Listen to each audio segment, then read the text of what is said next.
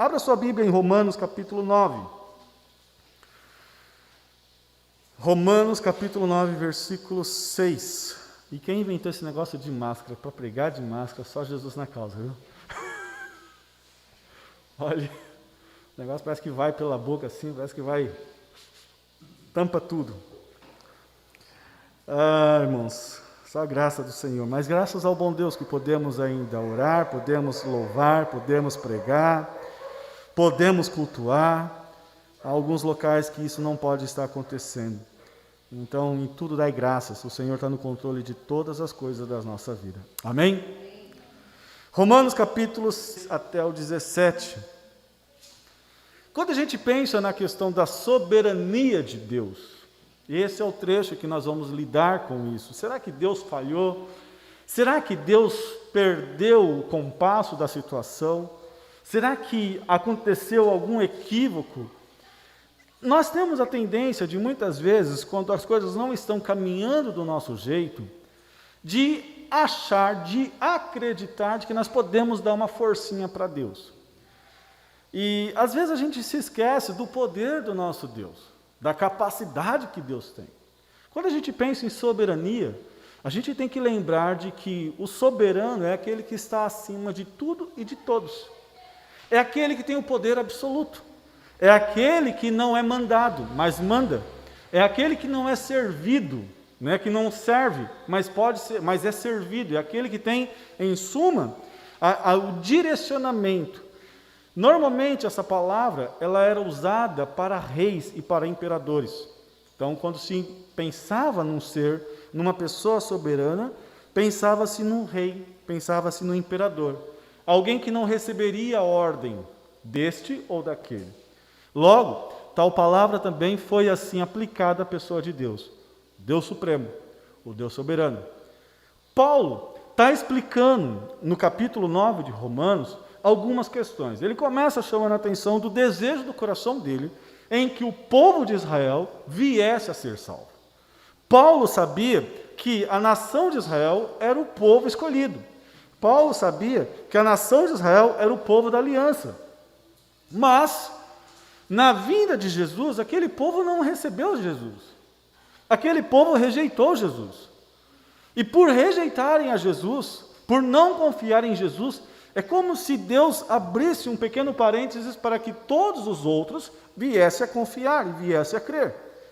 E é interessante porque, como Paulo está dialogando com os romanos e judeus romanos e todo aquele povo, é como se eles perguntassem, tá, e aí, Deus falhou então? Paulo então vai nos trazer um esclarecimento a respeito disso, de que a soberania de Deus, o Deus soberano, jamais falha. Isso serve para a gente poder trazer para os nossos dias, para o nosso contexto, para as circunstâncias que nós estamos vivenciando. Essa semana nós tivemos tantas notícias negativas, tantas notícias ruins, e segundo os médicos isso ainda vai piorar. A pergunta que às vezes a gente faz é, será que Deus perdeu o compasso? Será que Deus, de alguma maneira, não está no controle da situação? A Bíblia diz que não cai um cabelo da nossa cabeça sem que Deus não saiba.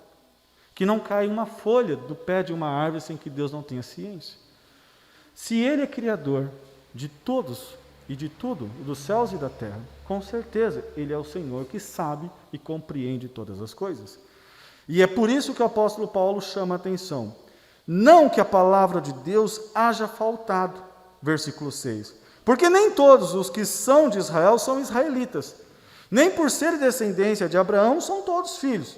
Mas em Isaque será chamada a tua descendência.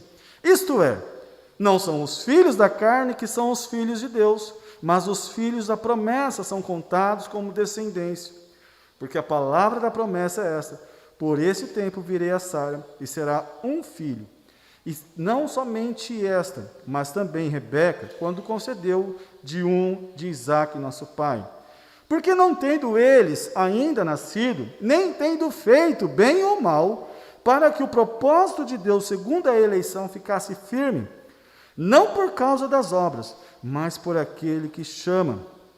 Foi-lhe dito a ela: o maior servirá ao menor. Como está escrito: chamei a Jacó e aborreci a Esaú. Que diremos, pois? Que há injustiça da parte de Deus? De maneira nenhuma. Pois diz a Moisés: compadecer-me-ei de quem me compadecer, e terei misericórdia de quem eu tiver misericórdia.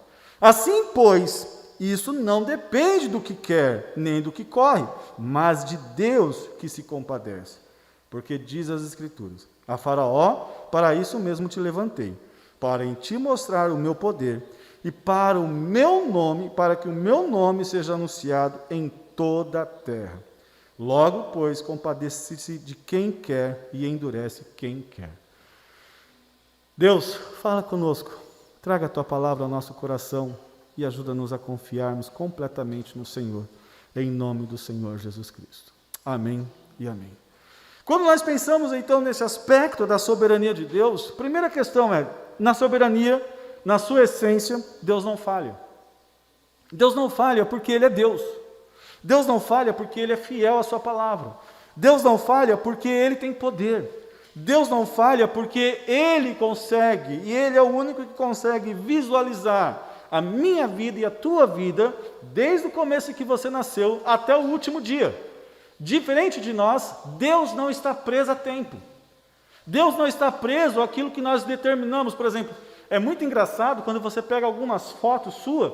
A Dani esses dias andou colocando uma foto nossa lá de Shekinah. E eu olhei assim e falei, nossa, eu era bonito até, né? Uma vara assim esticada. Olha aí, né? Uma vara esticada, né? Não tinha barriga, não tinha nada, mas estava bem na foto. Por quê? A foto mostra que eu tinha 20 e poucos anos. O tempo está passando. 20 anos depois daquela foto se passaram.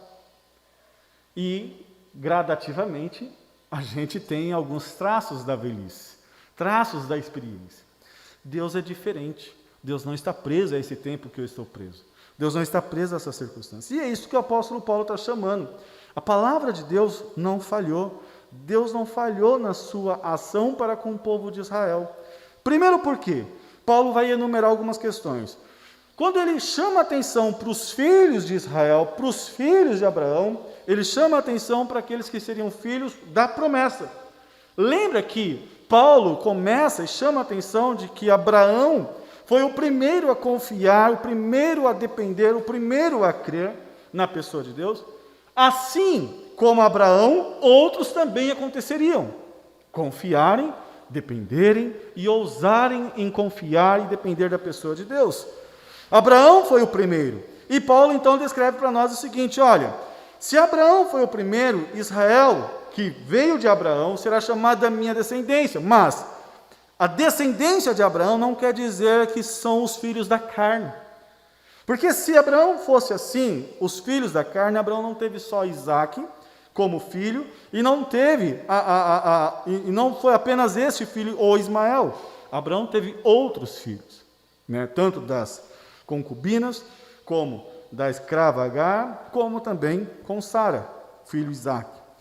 Paulo então descreve para a gente o seguinte, se esses filhos que foram da carne não foram contados como filhos, descendência direta de Abraão, somente aqueles que ousaram confiar. Logo, a palavra do Senhor continua a ser firme. Por quê? Tanto para a nação de Israel, como para aqueles que viriam a confiar no Senhor, viriam a Ele por meio da fé, por meio da confiança, por meio da dependência. Ou seja, Deus soberano, Deus está no cuidado. E Deus levantou essas pessoas para ousarem cada vez mais confiarem nele. É interessante porque nos versículos 10 a 11, Paulo descreve para nós exatamente assim, olha, não foi apenas com Sara, mas aconteceu também com Rebeca, outra que era impossível, tinha impossibilidade de ter filho. E também, da mesma maneira, Deus fez com Sara, porque não tendo eles ainda nascido, nem tendo feito bem algum, para que o propósito de Deus, segundo a eleição, ficasse firme, não por causa das obras, mas por aquele que, em outras palavras, não dependeu do que Isaque, não dependeu do que a descendência dele viesse a fazer, dependeu da vontade de Deus, da ação de Deus. A gente começa a olhar e fala, bom, Parece que Deus, então, nessa circunstância, está sendo injusto. Porque como é que Deus escolheu um em detrimento ao outro? Lembre-se que Paulo chama a nossa atenção. Todos nós nascemos pecadores, distante de Deus. Ninguém queria estar perto de Deus. E a primeira questão é que se Deus não viesse ao nosso encontro, se Deus não se dispusesse a agir em nosso favor, nós não estaríamos aqui. Mesmo com esses que foram chamados, escolhidos e filhos da promessa, ainda assim Deus teve que vir ao encontro. Ainda assim Deus teve que vir à sua direção. Porque escondidos e atolados em meio ao pecado, nós não viríamos para com Deus. E é interessante essa questão. Primeiro porque, segundo a palavra de Deus, o Deus desse século cega o entendimento. Às vezes você prega, você fala, e a pessoa não quer confiar. Você parece que, você fala, só faltei desenhar, e olha que eu desenho bem. Mas a pessoa não confiou. Por quê? Porque existe uma escama muito grande para ela não compreender as maravilhas do Senhor. Por enquanto até aqui, grave isso. As circunstâncias, os momentos difíceis, nenhum momento deles são chamados de à toa ou de qualquer jeito. Em todos eles, Deus tem propósito. Deus teve propósito quando Deus trouxe Isaac. Deus teve propósito quando Deus permitiu o nascimento de Jacó. Deus teve propósito quando Ele permitiu o nascimento de Moisés. Deus teve propósito quando os descendentes de Abraão, todos eles vieram a nascer. Deus estava no controle de toda a circunstância. E é isso que o apóstolo Paulo então chama a nossa atenção. Se aqueles que estavam na ação de Deus, Deus estava no controle, então Deus não agiu com injustiça. Deus não agiu de maneira leviana, muito pelo contrário. Conhecedor de quem é o homem, Ele agiu exatamente dentro daqueles corações que poderiam crer. Abre um parênteses aqui. A confiança no Senhor, meus irmãos, não é algo apenas nosso. Esse é um momento difícil que nós estamos passando. A sua fé vai falhar. Vai chegar a hora que você vai falar, Deus, eu não estou conseguindo crer, eu não estou conseguindo confiar. E se não for a ação de Deus na tua vida, em te capacitar, em te encorajar, você naufraga. Só que a misericórdia de Deus é tão grande, a ação de Deus é tão grande, que para aqueles que confiaram, que para aqueles que creram, de maneira nenhuma Deus abandona. Por isso que o versículo 15, compadecer-me-ei de quem me compadecer, terei misericórdia de quem eu tiver misericórdia. Aqueles que Deus amou, aqueles que Deus agiu, Deus coloca-se no lugar. Esse é um momento difícil, mas Deus tem misericórdia de nós. Este é o momento ao qual nós devemos voltar os olhos para o Senhor. Porque antes de nós voltarmos os olhos para Ele, Deus olhou para a minha vida e olhou para a tua vida. Antes da eternidade, antes dos tempos eternos, antes de qualquer circunstância, antes de você simplesmente falar assim, olha, Senhor Jesus, eu creio no Senhor. Deus agiu. Porque Ele sabia que se Ele não intervisse, você não viria para Ele. A gente sempre diz o seguinte, você acha que você veio à igreja porque você teve vontade? Não. Você veio à igreja porque Deus te trouxe. Deus te trouxe pessoas. Deus colocou pessoas na sua vida para que você viesse a reconhecê-lo, para que você viesse a estar na presença dEle. Deus usou seu pai, Deus usou sua mãe, Deus usou seu vizinho, Deus usou até aquele camarada lá que pegava no teu pé. Deus usou pessoas para que você pudesse chegar à presença dEle. Portanto, na soberania de Deus, nós vemos pelo menos 3 ações. Primeiro, nós vemos o amor de Deus. Quando Deus, o Deus soberano age, Ele age porque age em amor. Deus te ama. Segundo, na soberania de Deus, nós vemos o cuidado. Nós vemos o afeto, nós vemos o carinho, nós vemos a afeição de Deus para com os seus. Em momento nenhum, Deus deixou a nação de Israel de lado. E é isso que o apóstolo Paulo está chamando a atenção. Em momento nenhum Deus abandonou, porque ainda no meio daquela nação, tem os filhos, tem a descendência de Deus. Tem aqueles que Deus chama seus filhos, assim como nós somos chamados seus filhos. Não porque nascemos da carne de Abraão, mas porque ousamos confiar como Abraão confiou. Terceiro e último, na soberania de Deus, nós vemos a misericórdia do Senhor. Nós vemos Deus colocando-se juntamente conosco.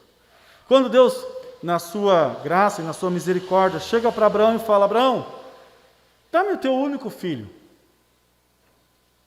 E Abraão foi lá, sentido no coração, leva Isaque, e quando ele levanta o cutelo, a faca para imolar Isaque, é como se Deus estivesse exatamente ali naquele lugar, junto com Abraão, no mesmo lugar. Só que, de frente de Abraão, Deus agiu e interviu o sacrifício do seu filho. Mas quando foi o próprio Cristo, o Filho de Deus, não teve quem agisse. Foi permitido que viesse a sacrificar-se.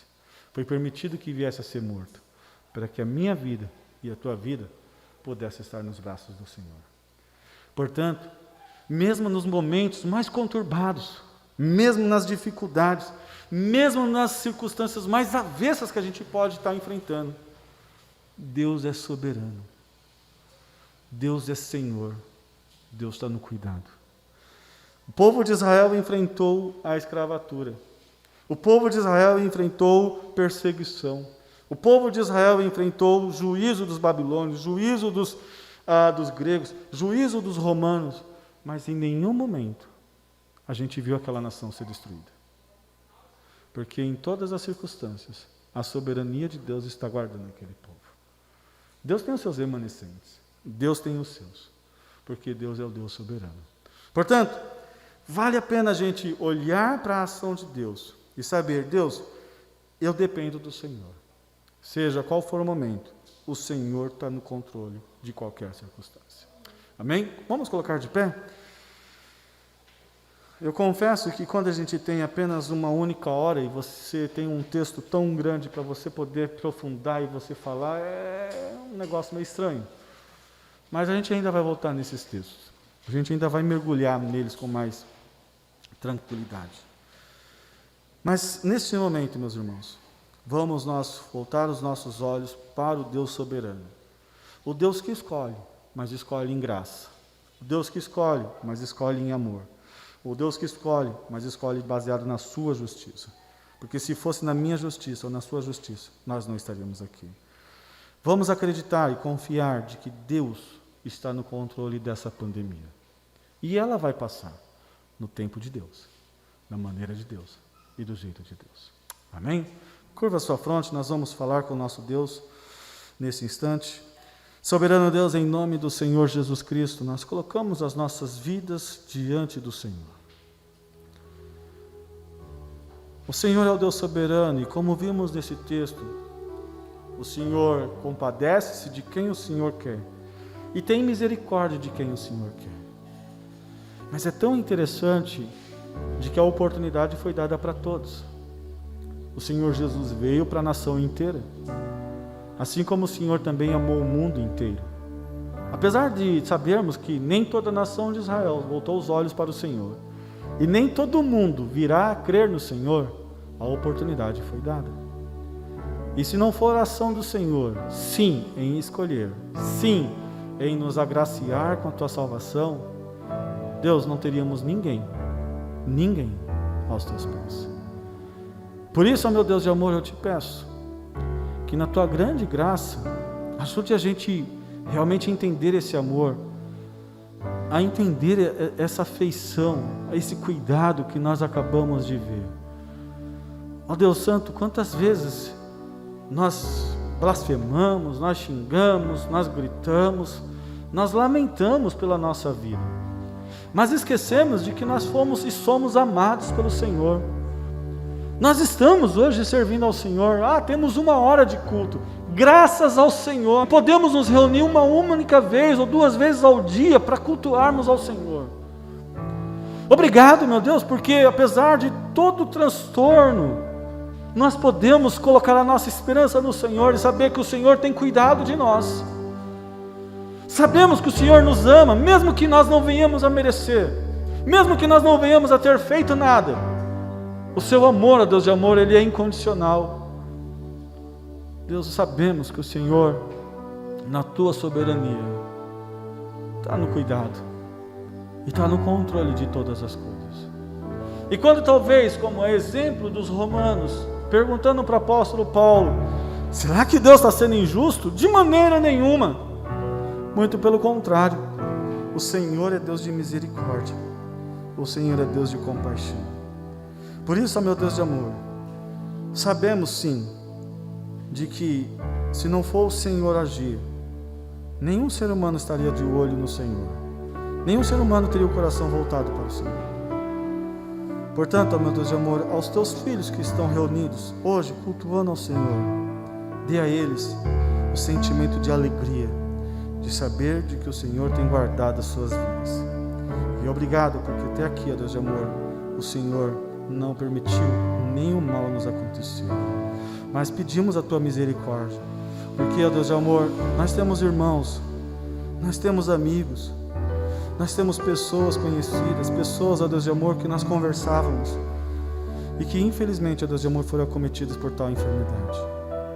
Pedimos o teu socorro, meu Deus, como foi lido no texto de Isaías. Pedimos o teu braço forte.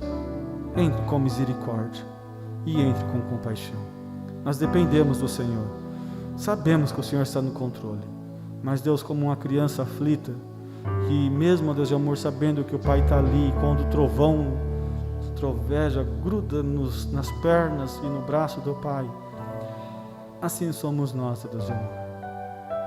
Apesar de sabermos que o Senhor está no cuidado, Deus de amor, nós estamos trêmulos diante de tais circunstâncias. Mas ajuda-nos a dependermos cada vez mais do Senhor e saber que o Senhor é aquele que nos segura no colo. Em nome do Senhor Jesus Cristo. Amém e amém.